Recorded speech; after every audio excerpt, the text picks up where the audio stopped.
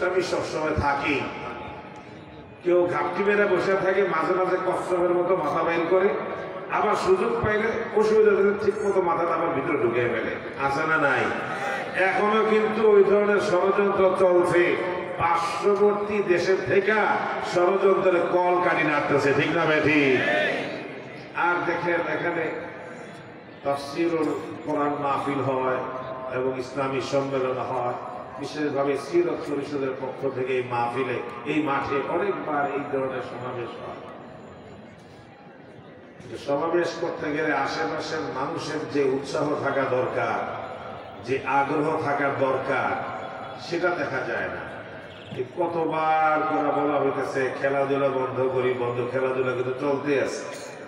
আর এই পাশে কতক্ষণ পরে পরে পটকার আওয়াজ আসে, খেয়াল পেয়েছেন আপনারা? এটাও মনে হয় ওই শয়তান কিছু ওদের কাঁধে জোয়ার হয়েছে, এদের তো সহ্য হইতেছে না। এখন বাতেও তো বিভিন্ন সময় বিভিন্ন রং নিয়ে আসে, বিভিন্ন স্বরূপ নিয়ে আসে। এটাও আজকে এই সম্মেলনকে বাধাগ্রস্ত করার জন্য কারো কোনো হীন উদ্দেশ্য থাকতে পারে না। এই যে আওয়াজ এখানে হবে কেন বলেন? আমরা কোনো আওয়াজটা পান না। এই দেখছে স্বেচ্ছাসেবকরা একটু ঘোরাঘুরি করো, কারা এগুলি করে, প্রয়োজন আমাদের প্রশাসনিক ভাইয়েরা আশেপাশে আছে, ওনাদের সহযোগিতা নিয়ে এদের এই শয়তানিটা বন্ধ করো। আর না হয় ওদিকে আমরা রওনা করি, পামাই জায়গা পাইবা না। কিন্তু আওয়াজ তো অবশ্যই পাইতেছ, যারা এই আওয়াজটা করতেছ, এরপরে যেন আরেকটা আওয়াজ না হয়। যদি আরেকটা আওয়াজ হয়, আমরা আইন শৃঙ্খলা রক্ষাকারী বাহিনীর কাছে তোমাদেরকে সুপর্দ করতে বাধ্য হব। হেরা আমার সিরাতুন নবী সাল্লাল্লাহু আলাইহি ওয়াসাল্লামের আলোচনা, আল্লাহ পাকের মেহেরবানি, যে রাসূলের সিরত নিয়ে আলোচনা করা হবে, সৌভাগ্যক্রমে সেই রাসূলের আওলাদ আমাদের এখানে তাশরীফ আনবেন। সবাই বলেন না আলহামদুলিল্লাহ? সবাই বলেন না আলহামদুলিল্লাহ?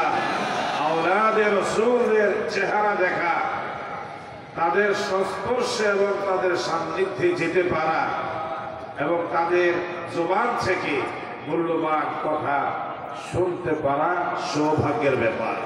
আল্লাহ পাক যেন হযরতকে আমাদের মাঝে সহি সালামতে আসার মতো ব্যবস্থা করে দেন এবং আমরাও যেন সবাই হযরত থেকে উপকৃত হতে পারি, সে তৌফিক দান করেন। সকলে বলে আমিন। আর জোরে বলে আমিন। পবিত্র কোরআনে কারীমের সূরা আল আম্বিয়া 107 নম্বর আয়াতে কারিমা তেলাওয়াত করেছি।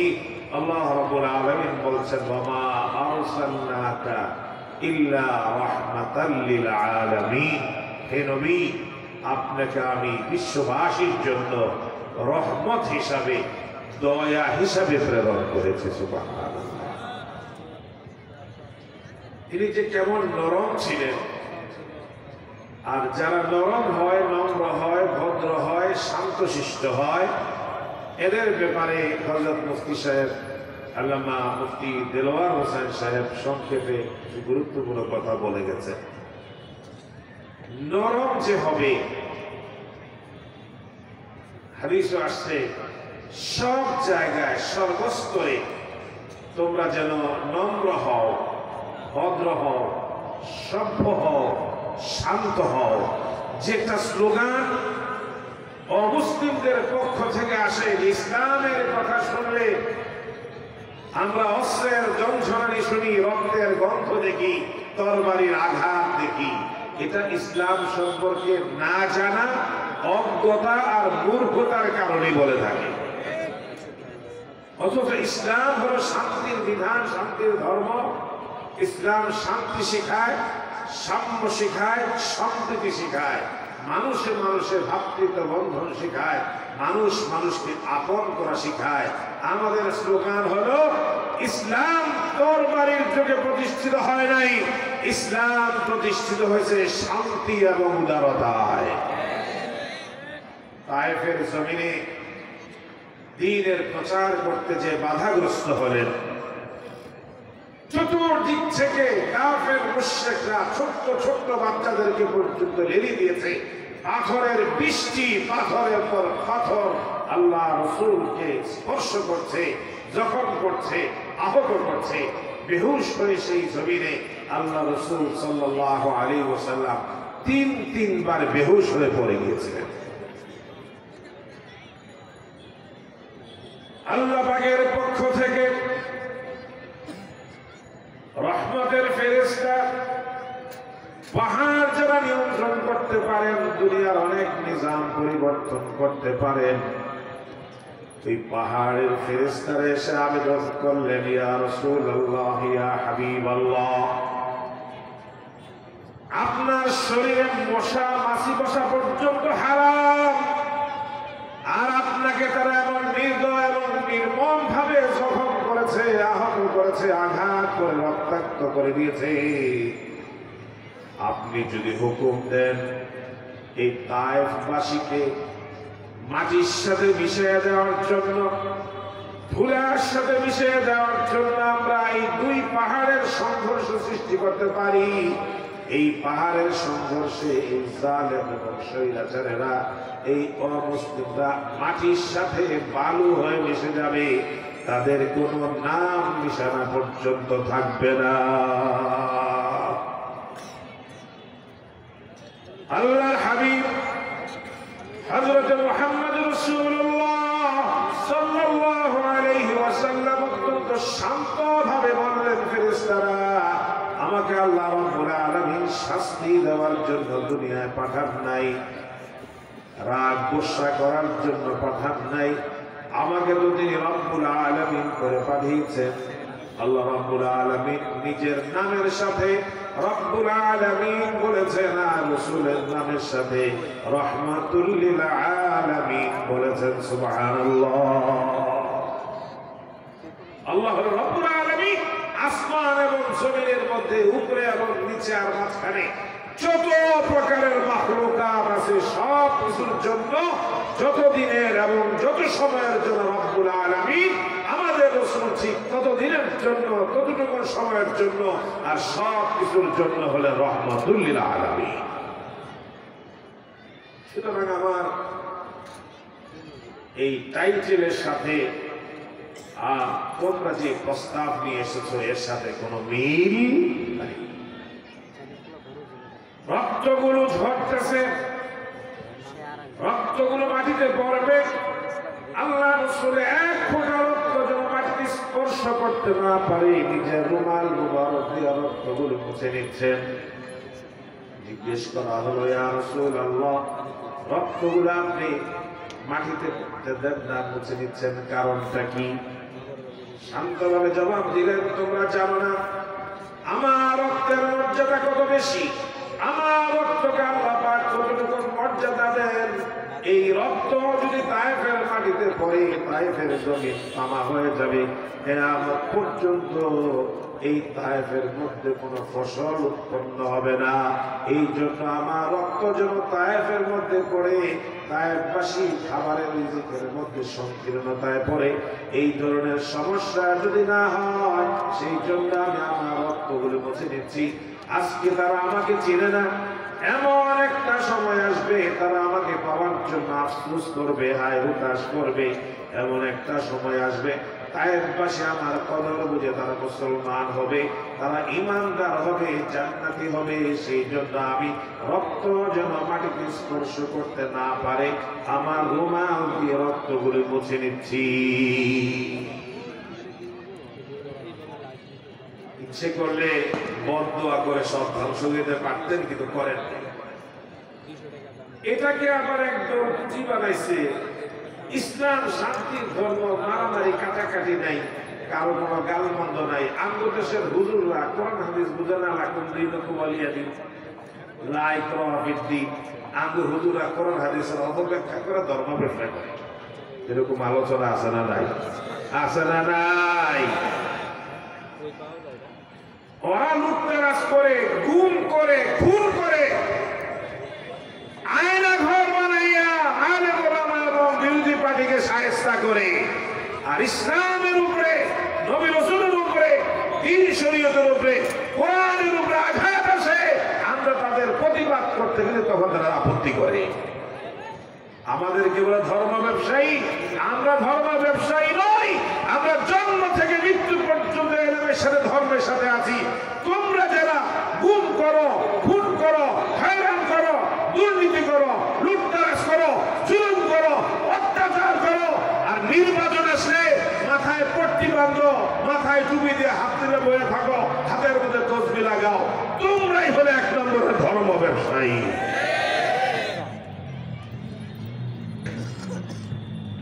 এই কথা জানে না। মক্কি জীবন ছিল ধৈর্যের জীবন, মক্কি জীবন ছিল শান্ত জীবন। মক্কির জীবন যখন পার করে মদিনার জীবনে চলে গেলেন, দ্বিতীয়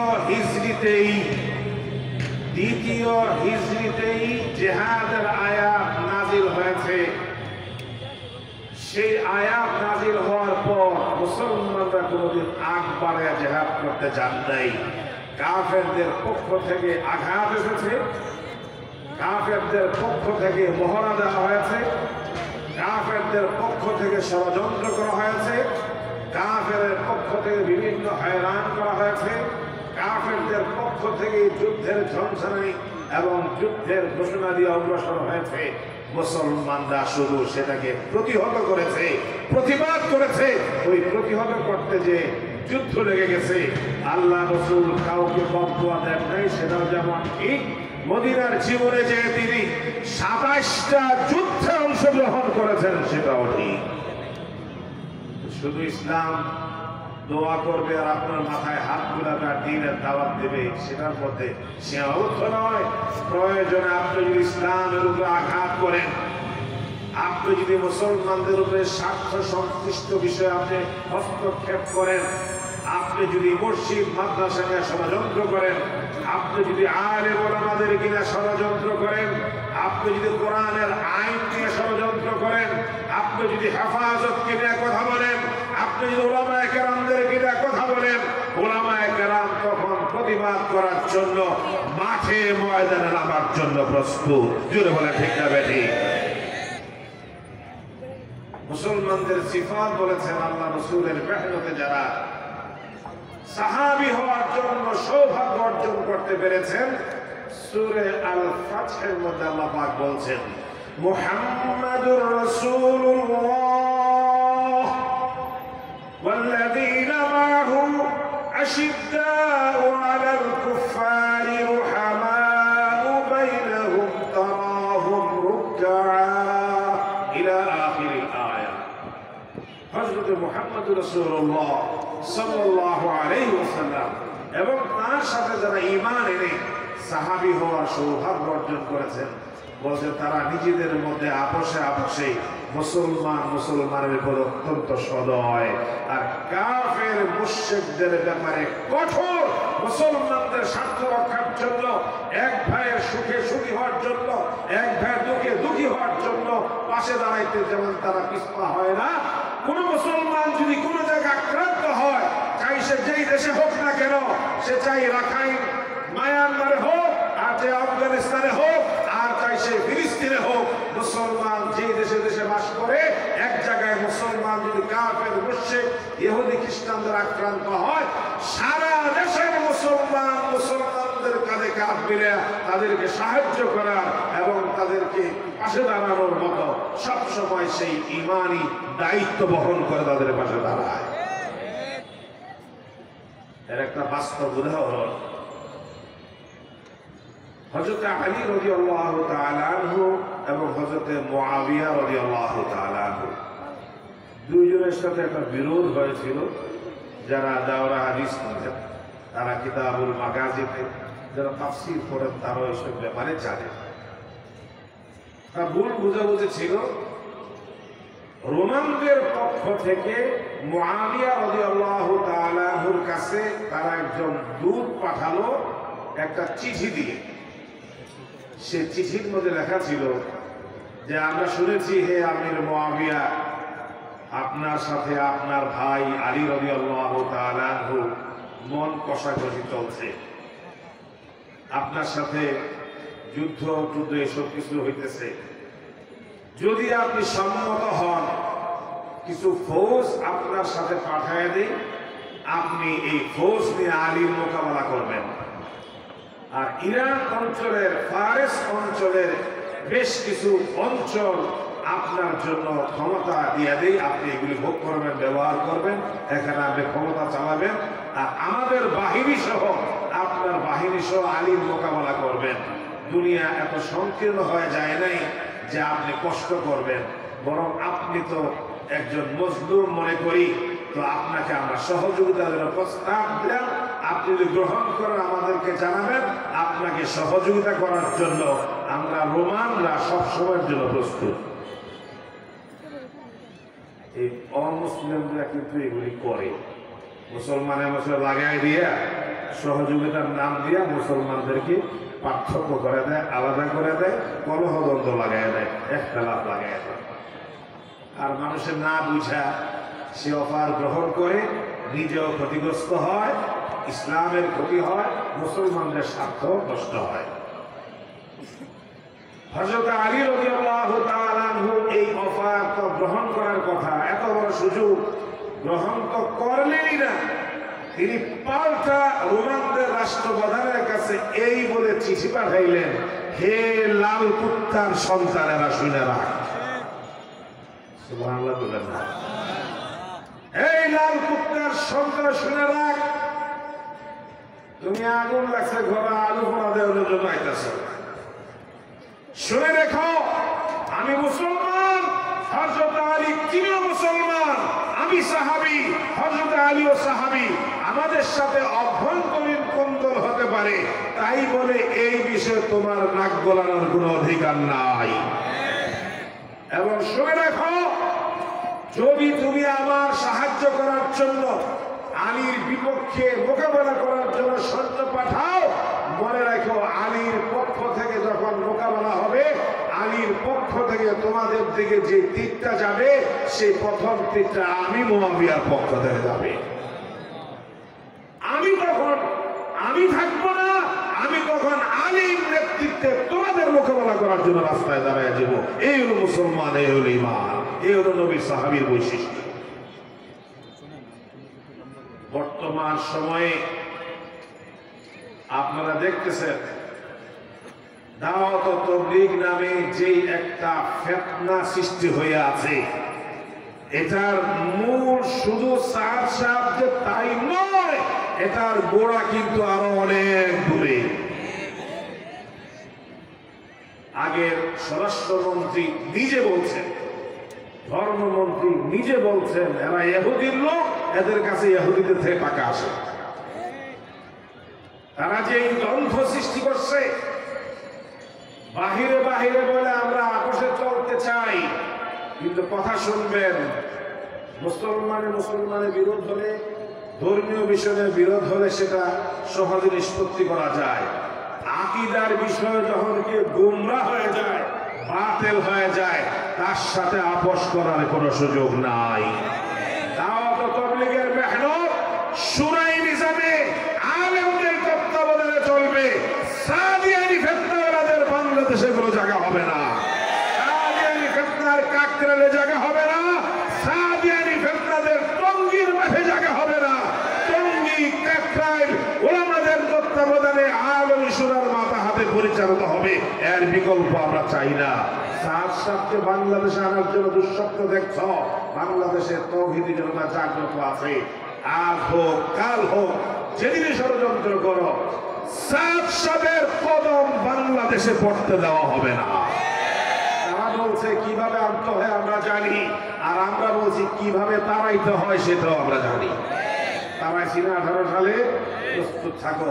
আল্লাহ পাক আমাদেরকে সঠিক বুঝ দান করেন, সুন্নতে নববী সাল্লাল্লাহু আলাইহি ওয়াসাল্লামের উপরে আমাদের জীবন গড়ার তৌফিক দান করেন, আমিন। ওয়া আখিরু দাওয়ানা আলহামদুলিল্লাহি রাব্বিল আলামিন। এখানেও নামাজ হবে।